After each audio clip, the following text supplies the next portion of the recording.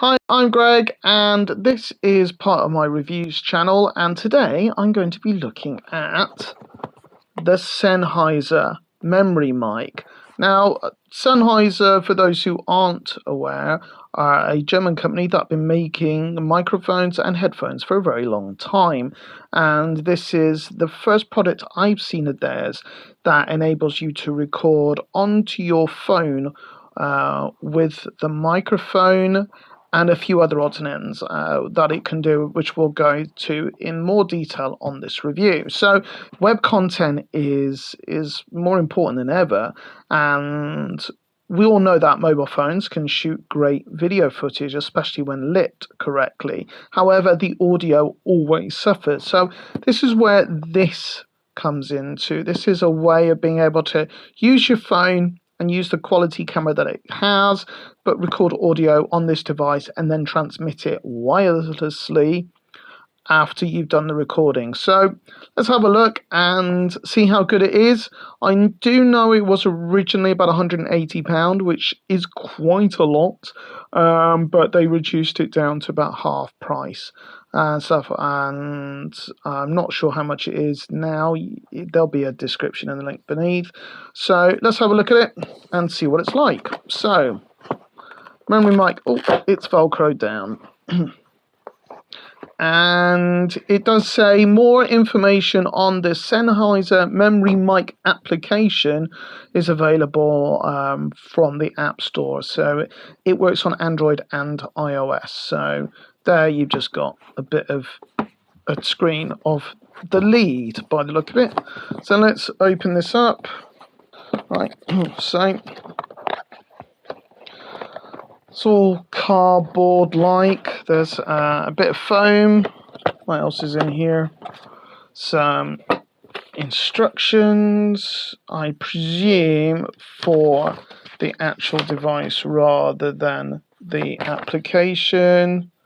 So there's that. And in here we have a memory mic. It's quite small. It is white. And then a USB-C charging lead, and then more instructions here. I don't know. Oh, it tells you the specification. So it is a omnidirectional microphone. You've got a frequency response of 100 to 100 to 20 kilohertz, and its bit resolution is 48K 16-bit, which, considering in this day and age, 16-bit does seem a bit low. 24-bit would have been better, but it does give you 4 hours worth of recording time. I have no idea how long the battery lasts. That is magnetic. It has a built-in rechargeable battery, so that's useful, and it communicates via Bluetooth and Wi-Fi.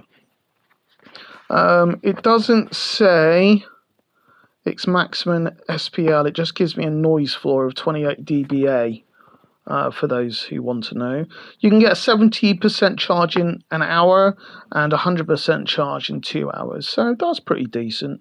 And it weighs approximately 30 grams, but you can see that because it'll be next to me there. So you don't get a great deal for your money, do you?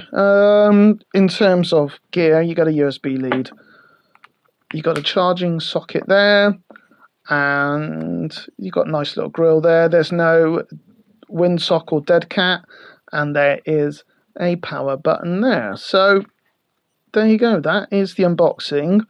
What we need to do now is download the software and see how easy it is to connect, and then do some recording with it, and then we'll do an evaluation afterwards. So we'll see you shortly. Okay, right. So I've plugged my iPhone in just so you can actually see what I'm doing with the iPhone. So microphone, iPhone.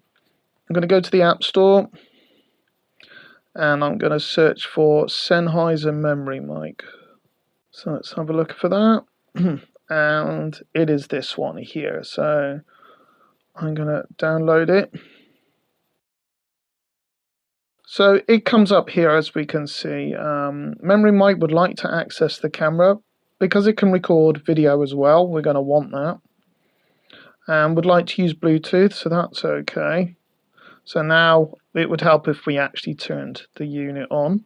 So at the moment the light is amber. There is a section here that says how to connect and settings. So the phone's just vibrated.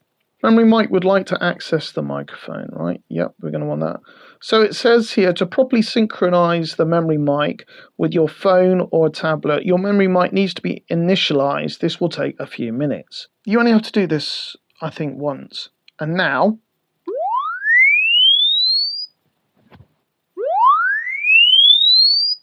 it's quite loud.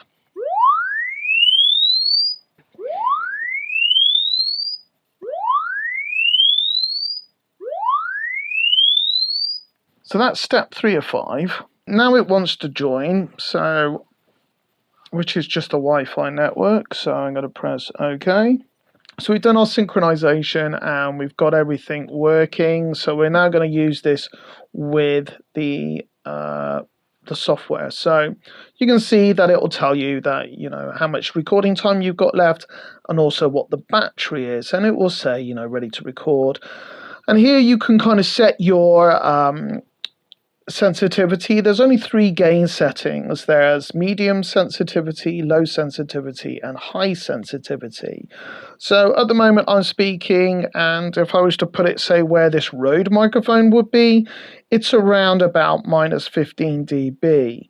High sensitivity, I do think, is a bit too high, so I'm just talking normally, and you can see on the screen it's quite high, so I would probably keep it at medium sensitivity. Then obviously you got low sensitivity if you're in a music environment, or say you want to record a rehearsal session. So 3 gain settings for your microphone sensitivity.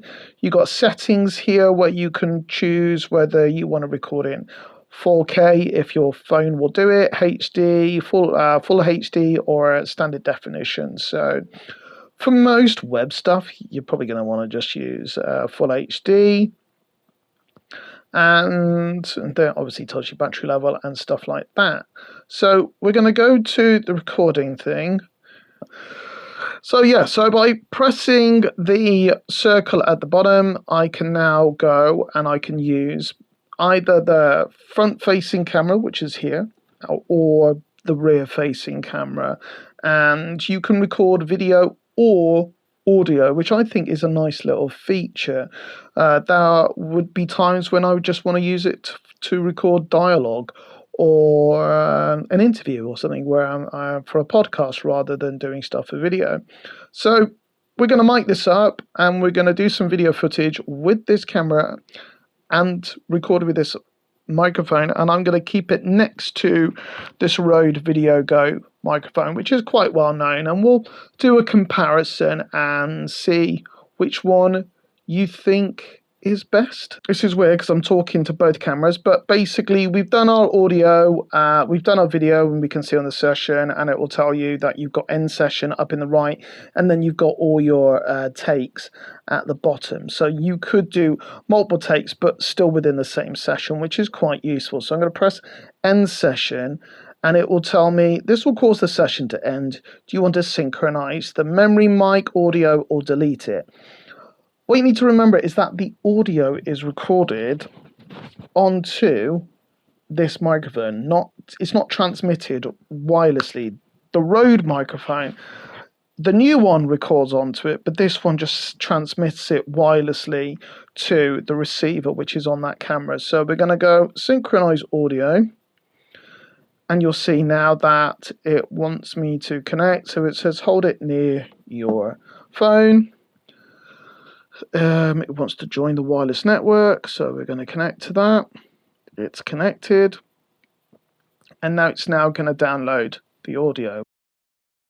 As you can see on here, you got a choice of selecting the direct sound, being the Sennheiser Memory Mic, and also the microphone on the phone, and you can blend between the two.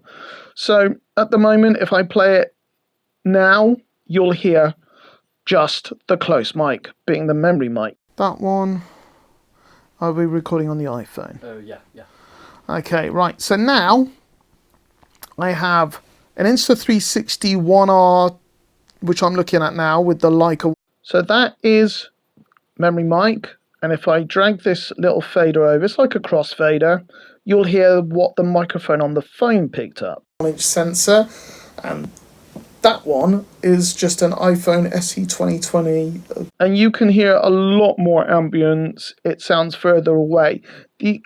Another really good thing about this is that you can set your phone up quite a distance away and still have a close, dry sound. The second edition that came out last year. So both of them are, well, I think the Insta360 is actually recording in 5.3K and that one's recording in 4K, both 24 frames per second. And I have a Rode VideoGo wireless microphone system. And on here I can choose where I want the audio mixer, whether I want mostly the phone microphone or the Sennheiser Memory Mic, and then I press save and it will basically save it like that. That's within the Sennheiser Memory Mic application, and then I can choose to export it to my gallery on my iPhone's thing. So that takes a bit of time. As you can see, it's just kind of going through. There doesn't seem to be any way of actually editing the video in any way using this application. It is purely just for the audio and being able to set a mixer between, as I said, either this microphone or the phone microphone. So that's done. And if we go to, it'll export it and you'll see that it is 229 megs. And I'm going to send this to, I don't know where. That's where I can send it to people, or I can just save the video and I can add it to my photos, which I've done. And if I go on to photos, this is not my main phone, hence why I'm struggling to find stuff.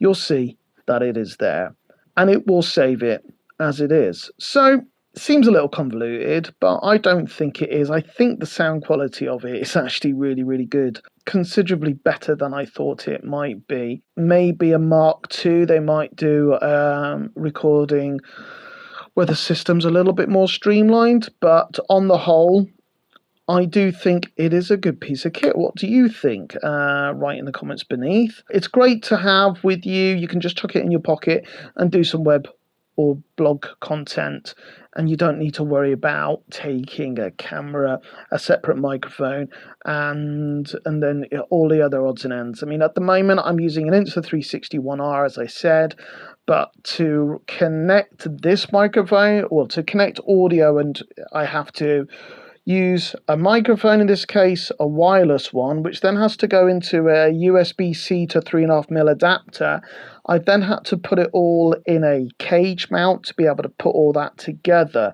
So by the time I've set that up, you know, with this I can just basically do it within, you know, literally turn it on, make sure it connects, and off I go. This is a lot more spontaneous than the setup that I'm using at the moment, but there are pros and cons to both. There have been a few times when it just hasn't kind of connected, and I've had to, there's a way of being able to recover audio. So I've not lost anything yet, which I'm glad about, but there are a couple of times when it's been a little bit more complicated than it needs to be. The reviews of the app aren't that great, but I wouldn't let that deter you from what is a pretty decent microphone, and you know, should be really, because Sennheiser have been making microphones for a long time. So there you go, that is my review and unboxing of the Sennheiser Memory Mic, which could be the perfect solution if you want to record great audio to your iPhone or your Android device.